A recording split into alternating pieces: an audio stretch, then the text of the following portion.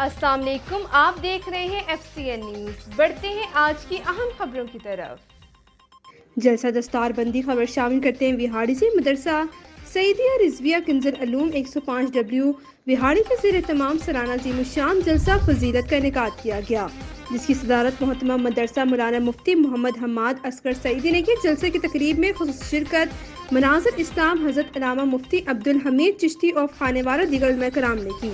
جلسے میں علاقے کی معزز شخصیات اور عاشقان رسول کی کثیر تعداد نے شرکت کر کے جلسے کی رونق کو دوبالا کیا۔ مزید جانتے ہیں حکیم شمون نذیر سے۔ جی بالکل، سالانہ عظیم الشان جلسہ دستار فضیلت کی تقریب اڈا چکڑالہ چک 105WB وہاڑی میں منعقد ہوئی، جس کی صدارت مفتی حماد اصغر سعیدی گوڑوی محترم مدرسہ سعیدیہ رضویہ کنز العلوم نے کی، جس میں علماء کرام، اساتذہ و علاقے کی سیاسی و سماجی شخصیات جن میں خان اویس خان بابا، چودھری محمد اکرم، شیملے خان چودھری، وسیم و دیگر نے شرکت کی۔ قرآن کریم حافظ کرنے والے طلباء سے حافظ محمد عبد المنان، محمد عرفان، محمد عبد الرحمان، محمد راشد کی دستار بندی اور ادارے کی جانب سے سندیں بھی تقسیم کی گئی۔ تقریب میں قرآن مجید کی تلاوت کی سعادت قاری محمد مظہر فرید نے حاصل کی۔